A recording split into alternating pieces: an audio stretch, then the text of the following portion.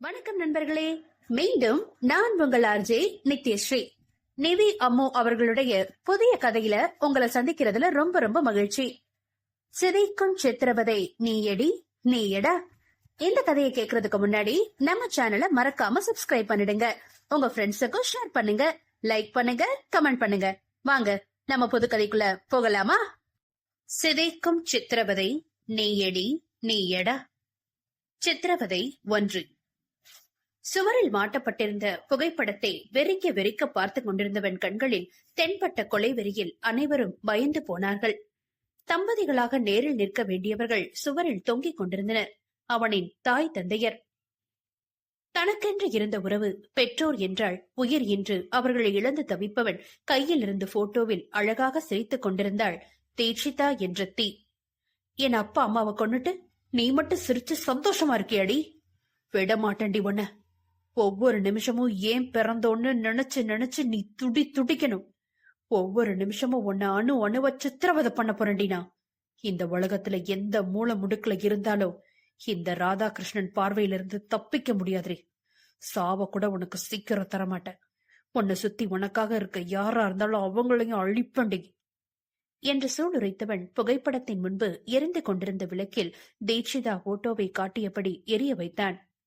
அங்கு எரியும் நெருப்பை விட கொழுந்துவிட்டு எரிந்து கொண்டிருந்தது ராதாவின் இதயம். இன்றுதான் மருத்துவமனையிலிருந்து வந்தான்.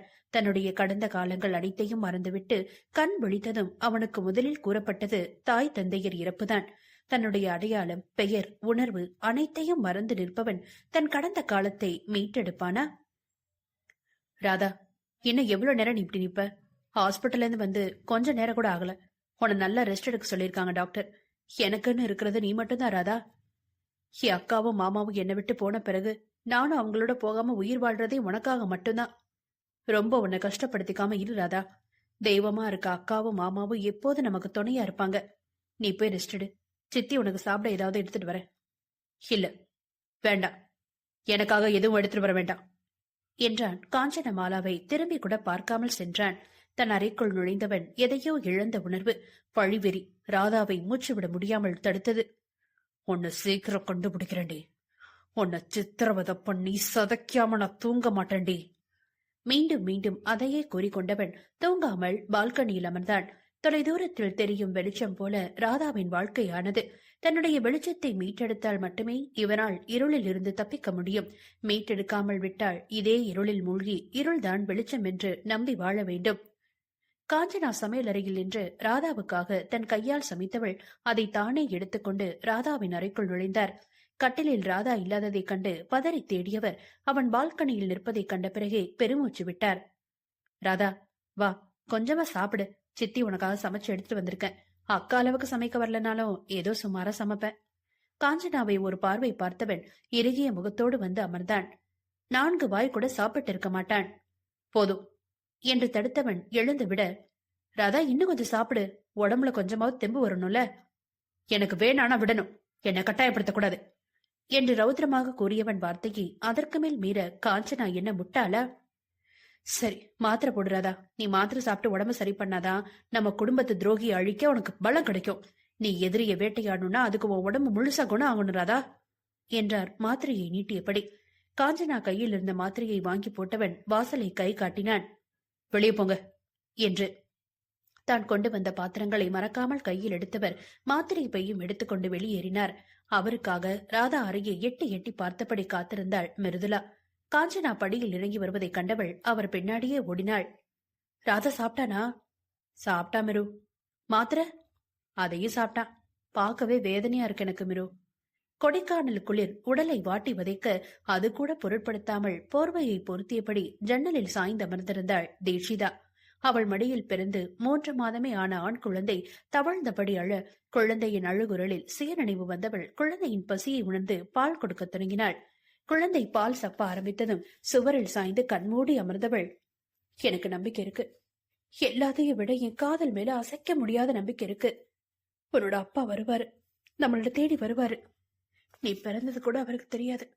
தெரிஞ்சா எவ்வளவு சந்தோஷப்படுவார் தெரியுமா? குழந்தைன்னு பேப்பர்ல எழுதி வச்சு படிக்க சொன்னாலே உன் அப்பாவுக்கு ரொம்ப பிடிக்கும். நம்ம எல்லாமும் அப்பா ரொம்ப கஷ்டப்படுவாரு. சீக்கிரம் வந்துருங்க. என்னால நீங்க எல்லாமே இருக்க முடியல. உங்களோட வாழ்ந்த ஒவ்வொரு நிமிஷமும் என்ன சித்திரவதை பண்ணுது. என்ன தேடி நீங்க வருவீங்கன்ற நம்பிக்கையில நான் உயிரோட இருக்கேன் என்று வாய்விட்டு கூறியவள் தூங்கிய மகனை தூக்கி கட்டிலில் போட்டாள். அதுவரை அணை கட்டி வைத்திருந்த கண்ணீர் மடை திறந்து விட்டாள். உங்க கூட வாழ்ந்த வாழ்க்கை என்ன தூங்க விடல.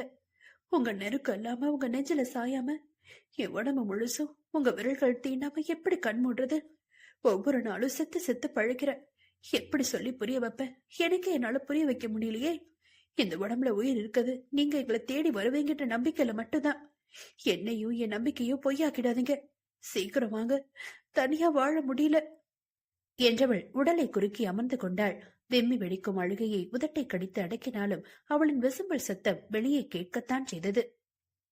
வெளியே நின்று கேட்டுக்கொண்டிருந்த அவளின் தோழி பிருந்தா தோழி நிலை கண்டு சத்தம் செய்யாமல் அழுதாள். அனாதையாக இருந்த வரைக்கும் கூட அவ இப்படி அழுதது கிடையாது ஆண்டவா. இப்போ இப்படி அழுறா.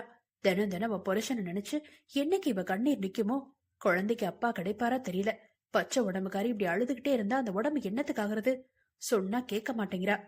இவ நம்புற மாதிரி இவ புருஷன் அவளை தேடி வருவானா? இந்த ஒரு வருஷம் தேடி வராதவன் இனியா தேடி வரப்போறான்? 2 மாச கருவோட துரத்தி விட்ட மனசாட்சி இல்லாதவன் அவன் வருவான்னு ஒவ்வொரு நிமிஷமும் நம்பிக்கிட்டு இருக்க இவள என்ன செய்யறது? புரியாமல் விழித்தாள். தீ அழுகை சத்தம் அடங்கியதும் அறையை எட்டி பார்த்தாள். குழந்தையை அணைப்பாக கை வைத்தபடி அழுது அழுது சோர்ந்து தூங்கி இருந்தாள். அடிக்கிற குளிருக்கு எப்படி போர்வை கூட போத்திக்காம படுத்து கிடக்குறா பாரு. ஜன்னி வச்சுட்டா என்ன பண்ண முடியும்? போர்வையை எடுத்து தோழிக்கு போர்த்தி விட்டாள். குழந்தைக்கு நன்றாக போர்த்தி டயப்பர் மாற்றிவிட்டு தங்கள் அறைக்கு சென்றாள். தூங்கும் தன் தாய் அருகில் படுத்துக் கொண்டவள் தீயை நினைத்து கவலையுடன் தூங்கி போனாள். ஒருவன் கொலை வெறியை மனதில் நினைத்தபடி தூங்கிக் கொண்டிருக்கிறான். ஒருத்தி ஒருவன் மீது கொண்ட அதீத காதலால் அழுது சோர்ந்து தூங்கிக் கொண்டிருக்கிறாள். அவர்களின் நிம்மதியை கெடுத்தவர்கள் யாரோ? தீ காலை சீக்கிரம் எழுந்து வர அவளுக்கு முன்பே அவளின் தோழி தாய் இருவரும் விழித்திருந்தனர். பெண்கள் இருவரும் வேலைக்கு செல்வதால் பிருந்தா தாய் மொழி எடுத்து நேரத்தோடு சமைக்க தொடங்கிவிட்டார். தீயை கண்டதும், ஏமா அதுக்குள்ள இந்த குளிர்ல எழுந்த? இன்னும் கொஞ்ச நேரம் தூங்க வேண்டியதானே? தூக்க வரலமா. சரி போய் குளிச்சுட்டு வா, நான் போய் பேரனை பாத்துக்கிறேன். தீ குளிக்க செல்ல அந்த குளிரில் குளித்து விட்டு உடல் நடுங்க வெளியே வந்தாள் பிருந்தா. என் அம்மா மண்டையை பழகணும். இந்த குளிர்ல தினமும் குளிக்க சொல்லுது மனசாட்சியே இல்லாம. தீயை கண்டவள், குட் மார்னிங் தீ, சுடுதண்ணீர் இருக்கு, சீக்கிரம் குளி, குளிர் தாங்க முடியலடி. போய் அம்மாவுக்கு ஹெல்ப் பண்ணு, நான் வரேன் என்றவள் வேக வேகமாக குளித்து விட்டு வந்தாள். அதற்குள் மொழி அனைத்தையும் தயாராக எடுத்து வைத்தவர், சீக்கிரம் வாங்க சாப்பிடுங்க, இன்னைக்கு தக்காளி சாதம் ஆம்லேட்டு போட்டு வச்சிருக்கு, காலைக்கு இட்லி என்றார். இருவரும் சாப்பிட்டு வேலைக்கு கிளம்பும் முன்பு தீ தன் குழந்தைக்கு பால் கொடுத்துவிட்டு பின்னர் பயன்படுத்திக் கொள்ள தேவையான பாலை எடுத்து வைத்துவிட்டுதான் செல்வாள். தீ வேலைக்கு சென்ற பிறகு குழந்தை முழு பொறுப்பும் மொழி உடையது. அழாமல் சமத்தாக இருந்து கொள்வான். அவன் பிறந்த 20 நாளில் வேலைக்கு செல்ல தொடங்கினாள். தீ பிருந்தா இருவரும் இன்டீரியர் டிசைனிங் படித்திருப்பதால் ஒரு பெரிய கம்பெனியில் இருவருக்கும் வேலை கிடைத்தது. பிருந்தா தான் அதில் வேலை செய்து கொண்டிருந்தாள். அதன் பிறகு தீயை அதே கம்பெனியில் வேலைக்கு சேர்த்து விட்டாள். சித்திரவதை 2. பிருந்தா தீ இருவரும் தங்கள் இடத்தில் அமர்ந்து வேலையை துவங்க தீயை அவளின் எம்டி அழைத்ததாக அவரின் பெய்யை கூற கணினியை நிறுத்தி மூடி வைத்துவிட்டு எம்டி அருகே நோக்கி சென்றவள் அனுமதி கேட்டு கதவை தட்ட கம்பீரமாக ஒலித்தது. வாங்க தீஷிதா என்று மிதமான புன்னகையுடன் நன்றி கூறியபடி உள்ளே நுழைந்தவள், சார் என்ன கூப்பிட்டீங்களா? வசீகர சிரிப்புடன், ஆமா தீட்சி, ரொம்ப சந்தோஷமான விஷயம் சொல்லத்தான் கூப்பிட்டேன். லாஸ்ட் 1 மந்த் நீங்க பண்ண ஒர்க் கஸ்டமர்ஸ்க்கு ரொம்ப பிடிச்சு போச்சு. அவங்க உங்களையும் உங்க ஒர்க்கையும் மட்டும் பாராட்டல, நம்ம கம்பெனியும் சேர்த்துதான் பாராட்டினாங்க. அவங்க முழு வீட்டுக்கும் நீங்க பண்ணி கொடுத்த டிசைன் ரொம்ப அழகா இருக்காமா. அவங்க ஒரு ஹோட்டல் கட்டுறாங்க, அதுக்கும் ஒன்னே இன்டீரியர் டிசைன் பண்ணி தர சொல்றாங்க. உங்களுக்கு ஓகேவா? என்ன சார் ஓகேவான்னு கேட்டுக்கிட்டு, இது என்னோட வேலை. நீங்க என்கிட்ட அனுமதி கேக்குறீங்க, செய்யின்னு சொன்னா செய்ய போறேன், எனக்கு ஒன்னும் பிரச்சனை இல்ல. ஓகே தீஷி, ஆனா நீங்க அதுல 3 மாசம் ஒர்க் பண்ணணும். நீங்க நம்ம ஆபீஸ் வர தேவையில்ல, டெய்லி ஜேகே ஹோட்டல் போயிடுங்க. இது உங்களுக்கு டபுள் சம்பளம். நம்ம கம்பெனி தரது இல்லாம ஜேகேவும் உங்களுக்கு தனியா சம்பளம் தருவாரு. வசீகரன் கூறியதை கேட்க நன்றாக இருந்தாலும் சிந்தனையுடன், சார் உங்களுக்கே தெரியும் என்னுடைய கை குழந்தைய பாத்துக்கணும். நானு இப்ப வேற இடத்துல வேலை செய்யும் போது ரொம்ப கஷ்டமா இருக்குமே. வசி அதே வசீகர சிரிப்போடு, உன்னை பத்தி நான் ஜேகே சார் கிட்ட சொல்லிட்டேன் தீட்சி, நீ எதுக்கும் கவலைப்பட வேண்டாம். எங்க விட அங்க உனக்கு ரொம்ப பாதுகாப்பா இருக்கும். நீங்க காலையில ஓடி வர்ற ஜேகே சார் ஹோட்டலுக்கு 10 மணிக்கு போனா போதும்னு சொல்லிட்டாரு. அது மட்டும் இல்லாம சாயங்காலம் 3:30 மணிக்கு நீ குழந்தைய பார்க்க கிளம்பிடலாம். உன்னுடைய போக்குவரத்து செலவு முழுக்க ஜேகே சார் பாத்துப்பாரு. ஒருவேளை குழந்தைய தூக்கிட்டு போனாலும் சரின்னு சொல்லிட்டாரு. உனக்கே தெரியும் ஜேகே நல்ல மனுஷன். உன்னுடைய திறமைய மட்டும் தான் அவர் பாக்குறாரு. ஒரு 3 மாசம் நல்லா ஃப்ரீயா வேலை செய்யுங்களேன். தீட்சி சந்தோஷமாக தலையசைத்தவள், நன்றி சார். என்ன நம்பி இவ்வளவு பெரிய பொறுப்பு ஒப்படைச்சிருக்கீங்க. கண்டிப்பா உங்க நம்பிக்கையை காப்பாத்துவேன். ஜே.கே. சாருக்கு தான் நீங்க நன்றி சொல்லணும், எனக்கு இல்ல. தீட்சி அனைத்தையும் தன் தோழியிடம் கூற பிருந்தாவுக்கு ஏக சந்தோஷம். எனக்கு நம்பிக்கை இருக்கு தீஷி. கூடிய சீக்கிரம் நீ பெரிய ஆளா வருவ பாரு. சொல்ல முடியாது, எனக்கு சம்பளம் கொடுக்கற முதலாளி கூட ஆகலாம். உனக்குள்ள இருக்க திறமை அப்படி. ரொம்ப சந்தோஷமா இருக்குடி. இனி இந்த 3 மாசம் உனக்கு குழந்தைக்கு நிறைய நேரம் கிடைக்கும். கூடுதலான சம்பளமும் கிடைக்கும். ஜே.கே. கொடைக்கானல நல்ல மனுஷன், உனக்கு தெரியாது. நீ ரொம்ப பாதுகாப்பா இருப்ப. அவருக்கு மட்டும் ஒருத்தர் பிடிச்சு போச்சுன்னா வாழ்நாள் முழுக்க விட்டு கொடுக்கவே மாட்டாரு. நீ ஏன் மறந்தாலும் அவர் மறக்க மாட்டார் தீ. இனி நம்ம 2 பேரும் அரட்டை அடிக்க முடியாதுல என்று சோகமாக கூறிய பிருந்தா கன்னத்தை கிள்ளி எத்தி, வீட்ல ஒன்னா தானடி இருக்கோம், ஏதோ நான் வெளிநாடு போற மாதிரி சீன் போடுறேன். சரி விடு, நீ வீட்டுக்கு கிளம்புதி. எனக்கும் புது ப்ராஜெக்ட் வந்திருக்கு, நான் அதை பாக்குறேன். சரி பிருந்தா, நான் போய் என் மகனை பாக்குறேன் என்றவள் அறக்க பறக்க கிளம்பினாள். வேலை முடிந்ததும் ஒரு நிமிடம் கூட நேரத்தை வீணாக்க மாட்டாள். மகனை தேடி ஓடி விடுவாள். பசையில் வாடும் மகனுக்கு பால் கொடுத்தால்தான் அவளால் நிம்மதியாக மூச்சு விடக்கூட முடியும். பஸ் பிடித்து ஓடி வந்தவள் வீட்டிற்குள் நுழைய பேரனும் பாட்டியும் தூங்கிக் கொண்டிருந்தனர் சுகமாக. ஒரு விதத்தில் மொழி இல்லை என்றால் எங்களின் நிலைமை என்ன ஆகுமோ என்று பலமுறை யோசித்திருக்கிறாள். அதை நினைக்கும் போது எல்லாம் கண் கலங்கும். மொழியை தொந்தரவு செய்யாமல் மகனை தூக்கி பால் கொடுக்க துவங்கியவளுக்கு கண் கலங்கியது. குழந்தை பசியில் வாயெடுக்காமல் குடித்தான். எல்லாம் உன் அப்பா வர வரைக்கும் தாண்டா, கொஞ்சம் எல்லாத்தையும் பொறுத்துக்கோ என்று மகனுக்கு சொல்வது போல் தனக்கும் சேர்த்து ஆறுதல் சொல்லிக் கொண்டாள். ஜே.கே. பற்றி பிருந்தா கூறி இருந்தாலும் பொது இடம் எப்படி இருக்குமோ என்ற பயம் தீக்குள் இருந்து கொண்டே இருந்தது. எதுவாக இருந்தாலும் வேலை எனக்கு முக்கியம், நான் என்னுடைய வேலையை ஒழுங்காய் செய்தால் போதும் என்று சமாதானம் கூறிக்கொண்டே இரவு சமையலை மொழியை தொந்தரவு செய்யாமல் செய்து முடித்தவள் தான் மதியம் சாப்பிடவில்லை என்பதை மறந்து போனாள். ராதா தன் கடந்த காலத்தை நினைவுபடுத்த எவ்வளவு முயற்சி செய்தும் எதுவும் நினைவு வரவில்லை. அதையே யோசித்துக் கொண்டிருந்தவன் சிந்தனையை கலைக்க வந்தார் காஞ்சனா. ராதா யோசிப்பதை கண்டவர், ராதா, எதுக்கு உன்னை நீயே கஷ்டப்படுத்திக்கிற? உன்னை நான் அதிகமா யோசிக்க கூடாதுன்னு டாக்டர் சொல்லிருக்காருடா. யோசிச்சா தலைவலிக்கிறாதா, அப்புறம் திரும்பவும் கோமாவுக்கு போயிடுவ. இந்த சித்தியால தாங்க முடியாது ராதா. நீ இப்படித்தான் சொல்ல சொல்ல கேட்காம யோசிச்சுட்டே இருப்ப. மெருவ அழிச்சிட்டு வெளியே போ, கொஞ்சம் மாற்றமா இருக்கும் என்றார் கலங்கிய விழிகளுடன். ராதா நிமிர்ந்து காஞ்சுவையும் அவரின் கண்ணீரையும் கண்டவன், யாரு மெரு என்றான். அதிர்ந்த காஞ்சு, இவன் எல்லாத்தையும் மறந்துட்டானா? ஐயோ ஆண்டவா என நினைத்தவர், ராதா, மெரு நீ கல்யாணம் பண்ணிக்க வேண்டிய பொண்ணு. நீங்க 2 பேரும் காலேஜ் படிக்கும் போதுல இருந்தே காதலிக்கிறீங்க. உங்க கல்யாணம் நடந்து வீடே சந்தோஷமா இருக்க வேண்டிய வீடு. இப்படியெல்லாம் அவளால மாறி வெறும் அழுகையும் துக்கமமா நிக்கிறோடா. உன்னை போராடி காப்பாத்தி கொண்டு வந்தா நீயும் தேவையில்லாததை யோசிச்சு அவ சொன்ன மாதிரி பைத்தியமா ஆயிடுவ போல இருக்கிறாதா? அவ சொன்னது நடக்க கூடாது. நீயும் மிருகும் கல்யாணம் பண்ணி அவ முன்னாடி வாழ்ந்து காட்டணும். நீ பைத்தியம் நிரூபிக்கணும். சாப்பிடுறதா என்றார். அவளை நினைவுபடுத்தியதும் ராதாவின் கண்கள் குங்குமமாக சிவந்து போனது கோபத்தில். நான் பைத்தியமாடி, கூடி சீக்கிரம் உன்ன பைத்தியமாக்குறேன். நடக்குதா இல்லையான் பாரடி என நினைத்தவன் காஞ்சு கொடுத்ததை சாப்பிட்டு முடித்தவன் அவள் கொடுத்த மாத்திரையும் சாப்பிட்டான். நீங்க போய் மிருவ கிளம்ப சொல்லுங்க, நானும் ரெடியாகி வரேன் என்றவன் குளியல் அறைக்குள் புகுந்து கொண்டான். காஞ்சு புடவை முந்தானியை கொண்டு கண்ணீரை துரைத்தபடி படையில் இறங்கி வந்தவரை வெறித்து பார்த்த மிரு, என்ன காஞ்சு, கேரக்டரோட ரொம்ப ஒற்றி போயிட்ட போல இருக்கு. காஞ்சு ஒரு மாதிரி சிரிக்க துவங்க அவளுடன் மெருவும் இணைந்து கொண்டாள். இருவரும் ஒரே நேரத்தில் சத்தம் போட்டு சிரித்தவர்கள், மெரு, எல்லாத்தையும் என் கைக்குள்ள கொண்டு வந்ததே யாராலையும் கண்டுபிடிக்க முடியாதது என்னுடைய நடிப்பு திறமையாலதான். எத்தனை வருஷம் கஷ்டப்பட்டிருக்கேன் தெரியுமா? இப்ப நான் என்ன சொன்னாலும் கேக்குறானே இந்த ராதா. இதுக்கு முன்னாடி என்ன மதிக்க கூட மாட்டான். எப்பவும் அப்பா அம்மா அந்த தீன்னு சுத்திக்கிட்டு இருப்பான். எல்லாத்தையும் மறக்க வச்சேன் பாத்தியா? ரவுடி பையன் மொத்தமா மறந்து முக்கா பைத்தியமா சுத்திக்கிட்டு இருக்கான்.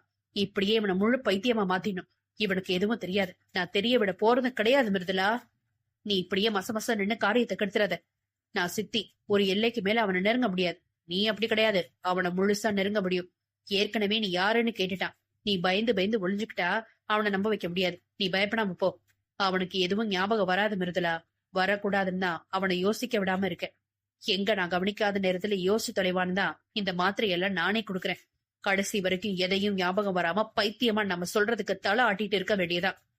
உனக்கு ராதா வேணும்னா அவனோட நெருங்கி பழகு, இல்லனா உன்னுடைய பழைய வாக்குதான் உனக்கு என்று கூறியவரை கண்ட எச்சில் விழுங்கியவளுக்கு பழைய வாழ்க்கையை யோசித்து பார்க்கவே மயக்கம் வந்தது. இல்ல காஞ்சு, திரும்பவும் நான் அந்த வாழ்க்கைக்குள்ள போகவே மாட்டேன். இனி ராதாவை எப்படி எனக்கு மகுடிக்கு ஆடுற பாம்பு மாதிரி மாத்திரன்னு பாரு. 2வது முறையா ராதாவை என் கை நழுவி போக விட மாட்டேனா. எருடி கழுவி, ராதா மட்டும் முழுசா என்னுடைய கட்டுப்பாட்டுல வரட்டும். அதுக்கப்புறம் ராதா அப்பா அம்மாவை கொன்ன மாதிரி ஒன்னையும் கொன்னுட வேண்டி. அதுக்கப்புறம் என் வழி கிளியர் ஆயிடும். என்று காஞ்சவுக்கு எதிராக சதித்திட்டம் தீட்ட துவங்கினாள் மிருதுளா. இவர்கள் இருவருக்கும் தெரியவில்லை, புலி பசித்தாலும் புல்லை தின்னாது, காத்திருந்து வேட்டையாடும் என்று. அதேதான் ராதாகிருஷ்ணனும். அவனே மிக கெட்டவன். அப்படிப்பட்டவன் கடந்த காலத்தை மறந்ததால் அவனை சர்வ சாதாரணமாக எத்தனை காலத்துக்கு ஏமாற்ற முடியும்? அவன் உண்மையை கண்டுபிடித்தாள். இருவரின் நிலையும் கவலை கிடந்தான். சித்திரவதை 3. இருவரும் பேசிக் கொண்டிருக்கும் போதே கம்பீரமாக இறங்கி வந்தான் ராதா. இருவரும் பேசிக் கொண்டிருப்பதை கண்டவன், இன்னும் அமிர்தலா கிளம்பாம இருக்க?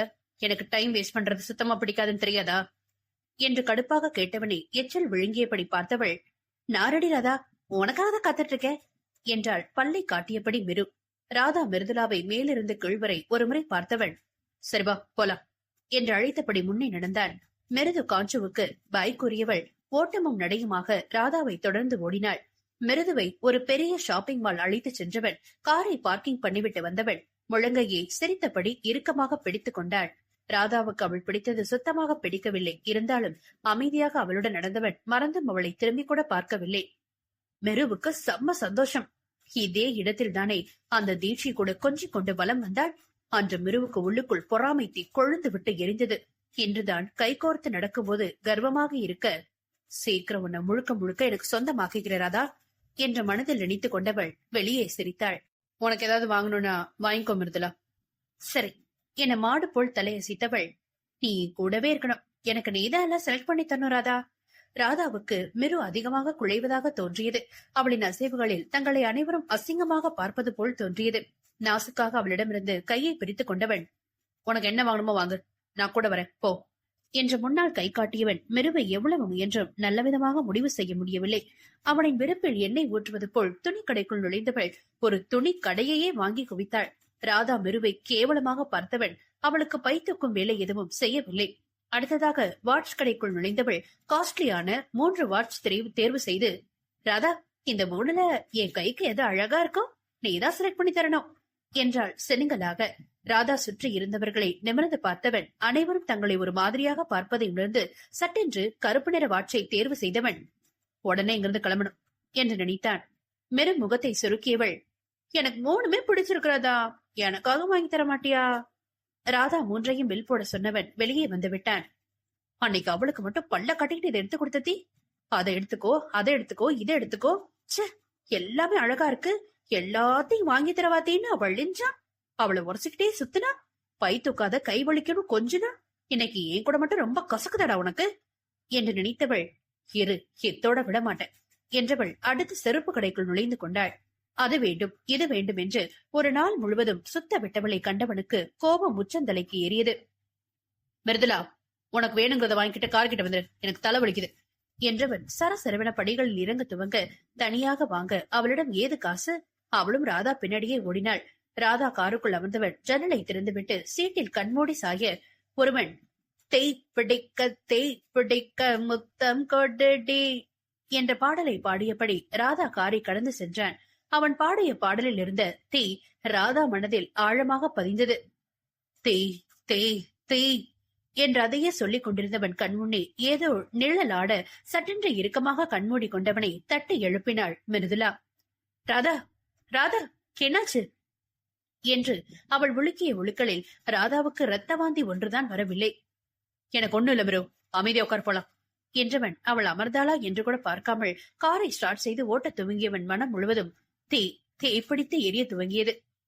காஞ்சனா ஹாலில் கால் ஆட்டியபடி தன் அருகில் நின்றிருந்தவனிடம், என்னமா உங்களால அவளை கண்டுபிடிக்க முடியல என்று அழுத்தமாக கேட்க, இல்ல மேடம், அவ எந்த பக்கம் போறான்னு தெரியல, சென்னை முழுக்க தேடினேன், கிடைக்கல. போச்சு, உன்னோட விளக்கம் எனக்கு தேவையில்ல, அந்த தீ பொணமாதான் வேணும், அவ உயிரோடு இருக்க வரைக்கும் நமக்கு ஆபத்து தான், சீக்கிரம் அவளை கண்டுபிடி.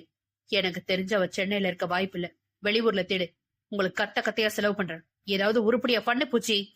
சரி மேடம், நானும் வெளியூர்ல தான் தேடலான்னு முடிவு பண்ணிருக்கேன், உங்ககிட்ட ஒரு வார்த்தை கேட்டுட்டு போலாம்னு வந்தேன். சரி தேடு, சீக்கிரம் அவளை தேடி அவளுடைய பிணத்தை கொண்டு வந்து என் காலடியில போடு, அப்பதான் உன் முதலாளி மனசு குளிரு பூச்சி. ஒரு கத்தை பணத்தை பூச்சி கையில் கொடுத்தவள், சும்மா இங்க வராத, ஒரு போன் வாங்கிக்க, எதுவா இருந்தாலும் போன்ல சொல்லு, நீ அடிக்கடி இங்க வந்தா ராதாவுக்கு சந்தேகம் வந்துடும். அதற்குள் ராதாவின் காசத்தம் கேட்கவும், கிளம்ப பூச்சி, ராதா வந்துட்டான், பெண் பக்கம் போ, அவன் கண்ணில் பட்டுடாத என்றவள் கால் எடுத்துவிட்டு சோகமாக முகத்தை வைத்துக் கொண்டு அமர்ந்தாள். ராதா காஞ்சுவை கண்டு கொள்ளாமல் மாடி ஏறப்போக அவனையே முறைத்து பார்த்தவர், திமிரு பிடிச்சவன், எல்லாம் மறந்து பைத்தியமா இருந்தாலும் இந்த திமிருக்கு ஒண்ணு குறைச்சல் இல்ல என்றவள் மிருதுலா வந்த கோலத்தை கண்டு பல்லை கடித்தார். தூக்க முடியாமல் முழு உயரத்தையும் மறைக்கும்படி பைகளை தூக்கி வருபவளை கொஞ்சவா முடியும்? மிருதுலா, உனக்கு கொஞ்சம் கூட அறிவேலியா? இப்படி பிச்சைக்காரி மாதிரி கிடைச்சா போதும்னு மொத்தத்தையும் வாங்கிட்டு வந்திருக்க. உன்னை எதுக்கு அவன் கூட அனுப்புனேன்? நீ என்னடி பண்ணிட்டு வந்திருக்க? தண்டம் தண்டம் என்று திட்டியவள் அவளும் கோபமாக அறைக்குள் நுழைந்து கொண்டாள். மிருதுலா எதுக்கு திட்டு வாங்கினோம் என்று தெரியாமலேயே தான் வாங்கி வந்த பொருட்களை எடுத்துக்கொண்டு சந்தோஷமாக அறைக்குள் ஓடினாள். மேலே சென்ற ராதா தன் அறை ஜன்னல் வழியாக வீட்டின் பின்புறம் புதிதாக ஒருவர் போவதை புருவங்கள் நிறைய கண்டான். யாரது பின்பக்கம் போறது?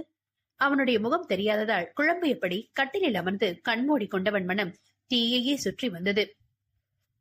தீ அடுத்த நாள் மெதுவாக எழுந்து நிதானமாக கிளம்பியவள் குழந்தையை மொழி கையில் ஒப்படைத்து விட்டு கிளம்பினாள். பஸ்ஸில் ஏறியவள் JK ஹோட்டல் எது என்று விசாரித்து சரியான நேரத்திற்கு சென்றாள். ஒன்று கட்ட பட்டுக் கொண்டிருந்தது, மற்றொன்று முழுமையாக முடிக்கப்பட்டிருந்தது.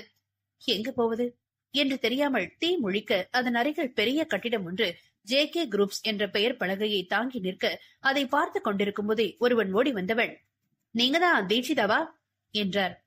தீயோ ஆம் என்பது போல் தலையசைக்க, வாங்க தீட்சி, சார் உங்களுக்காக தான் வெயிட் பண்றாரு, வாங்க என்று JK என்ற பெயர் பலகை தாங்கிய அறைக்குள் அழைத்துக் கொண்டு சென்றான்.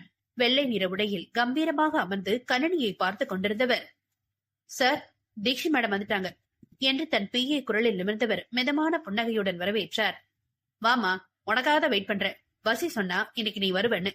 சாரி சார், நீங்க காத்திருப்பீங்கன்னு தெரியாது, ரொம்ப நேரம் காக்க வச்சிட்டேனா என்றவள் தர்ம சங்கடமாக உணர, இல்ல தீட்சி, நான் வந்து 10 நிமிஷம் தான் ஆகுது, உட்காரு என்றவர் தனக்கு முன்பிருந்து சீட்டை காட்டினார். தீ அமர்ந்ததும், நீ வரும்போது பாத்திருப்பல 2 கட்டடம் கட்டி இருக்குதுன்னு. தீ தலையை ஆட்டியவள், ஒன்னு முழுசா முடிஞ்சிருக்கு, இன்னொன்னு கட்டிட்டு இருக்காங்க சார். வெரி குட் தீஷி, இந்த 2மே நீ ஒர்க் பண்ண போற கட்டடம் தான். முடிஞ்ச கட்டிடத்துல பண்ண இன்டீரியர் வேலை எனக்கு பிடிக்கல, ரொம்ப சாதாரணமா இருக்கு. அதனால எவ்வளவு செலவானாலும் பரவாயில்ல, அதை மாத்தணும். வர்ற கஸ்டமர் ஹோட்டல் உள்ள எப்படி இருக்குன்னு தான் முதல்ல பாப்பாங்க. அவங்களுக்கு பிடிச்ச மாதிரி இருந்தாதான் அடுத்த முறையும் நம்மள தேடி வருவாங்க. எனக்கு என்னோட பிசினஸ் நஷ்டம் ஆகிறது பிடிக்காது தீஷி. அந்த ஹோட்டல்ல ரெடி பண்ண உனக்கு எவ்வளவு நாள் தேவைப்படும் என்றவர் தீப்தியின் பதிலை எதிர்பார்த்தார். தீ கொஞ்சமும் பிசராமல், அதுக்கு நான் அந்த ஹோட்டல்ல முழுசா சுத்தி பார்த்தாதான் சொல்ல முடியும் சார், நானா மனக்கணக்குல சொல்ல முடியாது என்றாள் தெளிவாக. தன் PAவை அழைத்தவர், தீஷி நம்ம ஹோட்டல்ல சுத்தி பார்க்க ஒருத்தர் ஏற்பாடு பண்ணிடு. தீஷி, நீ போய் பார்த்துட்டு வந்து பதில் சொல்லு, அதுக்கப்புறம் என்னுடைய வேலையை பாக்குறேன் என்றவர் பேச்சிலேயே தெரிந்தது அந்த ஹோட்டல் எவ்வளவு முக்கியம் என்பது. சித்திரவதை 4. JK அவசரம் புரிந்தவள் 2 கட்டிடங்களையும் நிதானமாக சுற்றி பார்த்தாள். 3 மாதத்தில் கட்டாயம் முடியாது. அதிலும் புதிதாக துவங்கும் கட்டிடத்தில் வேலை விறுவிறுப்பாக போகும். முழுவதும் முடிந்த கட்டிடத்தில் அனைத்தையும் முதலில் இருந்து மாற்றும் போது வேலை அதிகமாக இழுக்கும் என்பதை கணக்கிட்டாள். தன்னுடைய பதிலுக்காக JK காத்திருப்பதை உணர்ந்தவள் வேகமாக அவருடைய அறை தேடி சென்றாள். என்னம்மா, எல்லா இடத்தையும் சுத்தி பாத்துட்டியா? பார்த்தேன் சார். கண்டிப்பா முழுசா வேலை முடிஞ்ச ஹோட்டலுக்கு 2 மாசமாவது ஆகும், அதுவே கம்மிதான் என்றவள் JK பதிலுக்காக காத்திருந்தாள். முடிஞ்ச வரைக்கும் 2.5 மாசத்துல வேலையை முடிக்க பாருமா. ஏன்னா என் பொண்ணு வெளிநாட்டுல இருந்து வர்றா, அவளுடைய பிறந்தநாள் பரிசு இந்த ஹோட்டல், அதனாலதான் சொல்றேன். சரி சார், என்னால முடிஞ்ச வரைக்கும் முடிச்சு கொடுத்துறேன் என்றாள் தயங்காமல். ரொம்ப முக்கியமான விஷயம் தீட்சி, அந்த ஹோட்டல் மேல இருக்க 3 தளமும் பெரிய பெரிய பணக்காரங்க தங்குற ரூம்ஸ். அதனால முடிஞ்ச வரைக்கும் அந்த 3 தளமும் எல்லாத்தையும் விட சிறப்பா இருக்கணும். முடிஞ்ச வரைக்கும் அழகா பண்ணி கொடுத்துரு தீட்சி. தீட்சி மென்மையாக சிரித்தவள், நாளைக்கு நான் பிளான் எல்லாம் கொடுத்துறேன் சார், உங்களுக்கு பிடிக்காததை மாத்திக்கலாம் என்றவளின் எளிமை ஜேவுக்கு மிகவும் பிடித்தது. மன்னிக்கவும், JKவுக்கு மிகவும் பிடித்தது. சரி தீட்சி, உனக்குன்னு தனி அறை ஒதுக்க சொல்லிருக்கேன், நீ யார் தொந்தரவும் இல்லாம சுதந்திரமா வேலை செய்யலாம். எனக்கு கொஞ்சம் வேலை இருக்கு, நான் கிளம்புறேன் என்றவர் சின்ன தலையசைப்புடன் வெளியேறினார். பெரிதாக மிரட்டி உருட்டாமல் சாந்தமாக பேசியது தீட்சிக்கு ஒரு நிம்மதியை கொடுத்தது. அதே நிம்மதியுடன் தன் வேலையை தொடர்ந்தவள் மதியத்துக்கு மேல் நேரடியாக ஹோட்டலுக்குள் நுழைந்து எது எது பொருந்தவில்லை என்பதை சரிபார்த்து குறித்துக் கொண்டாள். அலங்கார விளக்குகள், வண்ணங்களின் தேர்வு என்று நிறைய வேலைகள் ஹோட்டலுக்கு சுத்தமாக பொருத்தம் இல்லாதது போல் தோன்றியது தீக்கு. அனைத்தையும் குறித்துக் கொண்டவள் அதற்கான மாற்றங்களையும் அப்படியே குறித்துக் கொண்டாள். அதேபோல் ஹோட்டலின் வரவேற்பறைக்கு தேவையானவற்றை முதலில் முடிவு செய்தாள். நேரம் ஆவதை உணர்ந்தவள் தன் மகன் சர்வஜித் தன்னை தேடுவான் என்பதால் தனக்கு ஒதுக்கப்பட்ட அறைக்கு சென்று தன் பொருட்களை எடுத்துக்கொண்டு வெளியே வந்தவளுக்காக கார் தயாராக இருந்தது. மேடம் வாங்க, உங்களுக்காக தான் JK சார் கார் ஏற்பாடு பண்ணிருக்காரு என்றார் டிரைவர். அவளுக்கு மறுக்க தோன்றியது புது ஆட்களை கண்டு. ஆனால் ஜே.கே. பெயர் கூறியதும் வசி முன்பே கூறியிருந்ததால் கொஞ்சம் பயத்தோடு காரில் ஏறிக்கொண்டாள். போகும் வழியாவும் படபடப்பு, பயம் மட்டும் போகவில்லை. அதை கவனித்த டிரைவர் மிதமான இசையை ஓடவிட்டு காரை மிதமான வேகத்தில் செலுத்தினார். தீ முகவரி கூறாமல் அவரே சரியாக நிறுத்தியவர், நாளை காலையில நான் தான் வருவேன் மேடம், பயப்படாம வாங்க, உங்க ப்ராஜெக்ட் முடிகிற வரைக்கும் நானும் என்னுடைய காரு வருவோம் என்றவர் தீ பையை எடுத்து கொடுத்து விட்டு கிளம்பினார். வேகமாக வீட்டிற்குள் ஓடியவள் கை காலை உதைத்துக் கொண்டு தனியாக சிரிக்கும் மகனை தவிப்போட கண்டவள் மகனை தூக்கி நெஞ்சோடு அணைத்துக் கொண்டாள். தாயின் வாசம் பட்டதும் குழந்தை அவளை நெஞ்சு பகுதியில் முகத்தை தேக்க சட்டென்று மகனுக்கு பால் கொடுக்க துவங்கினாள். அவனும் தனக்கு தேவையான வரை குடித்துவிட்டு அப்படியே தாய் மடியில் தூங்கி போக மொழி டீ போட்டு எடுத்து வந்தவர், இன்னைக்கு என்னன்னு தெரியல தீ, சர்வா தூங்கவே இல்ல, ஒரே விளையாட்டுதான். இப்போ உன்கிட்ட பால் குடிச்சதுக்கு அப்புறம் தான் தூங்குறான். நீ டீ குடி, பொது இடம் உனக்கு பயமா இல்லடா? இல்லம்மா, ஜே.கே. நல்லவரதான் தெரியுறாரு, பாக்கலாம் போக போக. உங்களுக்கு டீ எங்கம்மா? நான் குடிச்சிட்டு தான் உனக்கு எடுத்துட்டு வந்தேன். டீ நீ போய் ரெஸ்ட் எடு, உன் மகன் கூட என்ன, நான் கடைக்கு போயிட்டு வரேன். உன் தோழி இன்னைக்கு பிரியாணி செய்யணும்னு சொல்லிட்டு போயிருக்கா என்றவர் கோடையை எடுத்துக்கொண்டு கிளம்பினார். மகனை தூக்கிக் கொண்டு அறைக்கு சென்றவள் அனைத்தையும் ஓரம் எடுத்து வைத்துவிட்டு மகனின் பெஞ்சு கையை பற்றியபடி மகன் அருகில் படுத்தாள்.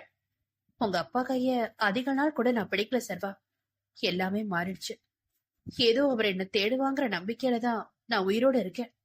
நீ நம்பு, உன் அப்பா உன்னை தேடி வருவாரு என்றவள் கண்ணீர் சர்வா கையில் இறங்கியது. ஜே.கே. கம்பெனியில் வேலை தீயாக சென்று கொண்டிருந்தது. தீயாள் ராதா உடல் வியர்க்க ஓடியவள் தன் உடலில் இருந்து வெளியேறிய வியர்வை கண்டு கொள்ளாமல் வெறிகொண்டு ஓடினாள். கடந்த 3 மாதங்களாக அவன் தேடிய தேடலுக்கு விடை கிடைத்தது. அதுதான் தீ இருக்கும் இடத்தை கண்டுபிடித்து விட்டான். அவளை எப்படி எப்படி சித்திரவதை செய்யலாம், எப்படி நெருங்கலாம் என்று யோசித்துக் கொண்டிருந்தவனுக்கு அவள் வேலையே உதவியது. ராதாவும் ஹோட்டல் பிசினஸ் செய்வதால் ரொம்ப ஈஸியாக தீயை நெருங்க வழி கிடைத்தது. அவள் வேலை செய்யும் கம்பெனி அறிந்தவன் அடுத்தடுத்து என்ன செய்ய வேண்டும் என்று முடிவு செய்து கொண்டான். மூச்சிறைக்க ஓடியவன் தங்கள் வீட்டு கார்டனில் வெறும் புல் தரையில் விழுந்தவன் நெஞ்சம் அடங்க மறுத்தது. என்னுடைய அப்பா அம்மாவை கொண்டுட்டு கொடைக்கானல மறைஞ்சுட்டா என்னால கண்டுபிடிக்க முடியாதா? விடமாட்டண்டி உன்ன. இவ்வளவு நாள் உன்னை தேடி மட்டும் அமைதியா இல்ல, என்னுடைய உடம்பு குணமாகணும்னு அமைதியா இருந்தேன்.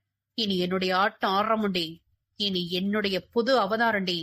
ஆர்கே, இதுதான் என்னுடைய அடையாளம். இந்த அடையாளத்தை இந்த 3 மாசமா உருவாக்குனடி. தேஷிதா, தயாராயிரு. இனி ஒவ்வொரு நிமிஷமும் சித்திரவதை என்னன்னு காட்டுறண்டி உனக்கு. என்னுடைய அப்பா அம்மா சாவுக்கு நீ பதில் சொல்லியே ஆகணும், வாயில் இல்ல வழியாலடி என்றவனுக்கு தெரியவில்லை. தன்னுடைய உயிரையும் நினைவையும் இவனிடம் விட்டுவிட்டு வெறும் கோடு மட்டும் மகனுக்காக அங்கு இவன் வருவான் என்று காத்திருப்பது. ஒவ்வொரு நாளும் இவனை பார்க்க ஏங்கி தவிப்பவளை எப்படி காயப்படுத்தலாம் என்று இவன் திட்டம் தீட்டுகிறான். இவன் காயங்கள் ஆறி உடல் தேறினானா என்று தெரியாமல் தினம் தினம் சித்திரவதை அனுபவிக்கின்றாள் இவனின் தீ. காஞ்சு மேலிருந்து ஆர்கேவை பார்த்து கொண்டிருந்தவளுக்கு அவன் சோகத்தில் கிடப்பதாக தோன்றியது. வாய்விட்டு சிரித்தவள், நீ கடைசி வரைக்கும் இப்படியே முக்கா பைத்தியமா சுத்த வேண்டியதாராதா? உனக்கு எதையும் ஞாபகம் வரவிடவே மாட்டேன். அப்படி உனக்கு ஞாபகம் வந்தா உன் உயிர் போயிடும் என்றவள் சந்தோஷமாக குதித்தாள். ஆர்கே தன்னுடைய அறைக்குள் நுழைந்தவன் வியர்வை போகும் வரை சுத்தமாக குளித்தான். ராதா மிகவும் சுத்தம் பார்க்கக்கூடியவன். அது தன்னுடைய உடலாக இருந்தாலும் சரி. 2 முறை குளித்தவன் டிரெஸ்ஸிங் அறைக்குள் நுழைந்து துணி மாற்றிக் கொண்டவன் தன்னுடைய விருப்பமான வாசனை திரவியத்தை உடல் முழுவதும் மறக்காமல் அடித்துக் கொண்டான். கம்பீரமாக, அதே சமயம் அழுத்தமான காலடிகளுடன் கீழே இறங்கி வந்தவனை மெரு கவர்ச்சியாக பார்த்தாள். எப்போடா நீ எனக்கு கிடைக்க போற? நானும் உன்னையே பூனைக்குட்டி மாதிரி சுத்தி சுத்தி வரேன், கொஞ்சம் கூட கண்டுக்க மாட்டேங்குது என நினைத்தபடி ஏக்கமாக பார்த்து கொண்டிருந்தவள் முதுகில் அடித்தாள் காஞ்சு. போடி, அவன் கிளம்பி 1/2 மணி நேரம் ஆச்சு, நீ இப்படியே சில மாதிரி நின்னுகிட்டு இருக்க, ஓடு என துரத்தி விட்டவள் இந்த மிரு எதுக்க லாய்க்கல. 3 மாசமா அவன் கூடவே இருக்கா, அவனை வளைச்சு போட துப்பு இல்ல. அவன் என்னன்னா ஆர்கே புது அடையாளத்துல பிசினஸ்ல புகுந்து விளையாடிட்டு இருக்கான். பணம் காய்க்கிற மரம் இல்ல, கொழிக்கிற மரம் அவன் என்று நினைத்து கொண்டவள், இவனுக்கு மட்டும் எதுவும் ஞாபகம் வராம பாத்துக்கோ ஆண்டவா, இல்லன்னா இவன் உயிரும் அநியாயமா போயிடும் என்றவள் பூஜையை பார்க்க கிளம்பினாள். ராதாகிருஷ்ணன் ஹோட்டல் என்று கம்பீரமாக தாங்கி நின்ற பெயர் பலகையை கூர்ந்து நோக்கியவன் அதிரடி நடையுடன் ஹோட்டலுக்குள் நுழைந்தான். வரவேற்பு இடத்தில் நின்றிருந்த அழகு மங்கைகள் வைத்த கணக்கத்தை திரும்பி கூட பார்க்காமல் ராதா அவன் பின்னால் இறுக்கி பிடித்த தொடைவரை உள்ளே துணியை போட்டுக்கொண்டு உயரமான சிரிப்பில் நடந்து வந்தவளை மற்ற பெண்கள் பொறாமையாக பார்த்தனர். இவளுக்கு மட்டும் எப்படி ஆர்கே கிடைச்சாரோ? அந்த வார்த்தை மெருவை குளிர வைத்தது. திரும்பி அந்த பெண்களை முறைத்தவள் ஆர்கேவுடன் இணைந்து நடக்க முடியாமல் தவித்தாள். ஆர்கே தன்னுடைய அறைக்குள் நுழைந்தவன் மூச்சிரிக்க வியர்க்க ஓடி வந்தவளை கண்டவள், எதுக்கு உனக்கு வேர்க்குது? போ, போய் முக கழுவி சுத்தம் பண்ணிட்டு வா என்றான் கடுகடுவென. அவன் பேச்சை மீறினாள் வீட்டுக்கு போகச் செல்வான் என்பதால் உடனே வெளியேறினாள் பாத்ரூம் நோக்கி. மெருதுலா வெளியேறியதும் ராதாவின் நண்பன் மித்ரன், குட் மார்னிங் ஆர்கே என்று கூறியபடி உள்ளே நுழைந்தான். மித்ரனை நிமிர்ந்து பார்த்தவன், நீ வீட்டுக்கு போய் உன்னுடைய லக்கேஜ் ரெடி பண்ணிக்கோ. அடுத்த சில மாதங்களுக்கு வெளியே போறோம். 11 மணி கிளம்பணும். டைம் வேஸ்ட் பண்ணாத மித்து என்றவன் தன்னுடைய வேலையை தொடர, எங்க எதுக்கு எதுவும் சொல்லாம துரத்தி விடுறான். இவனுக்கு எல்லாமே மறந்து போனதுல இருந்து உயிரை வாங்குறான் ஆண்டவா என்று வாய் புலம்பினாலும் நண்பன் வார்த்தையை மதித்து அவசரமாக வீட்டுக்கு கிளம்பினான் மித்ரன். வணக்கம் நண்பன்.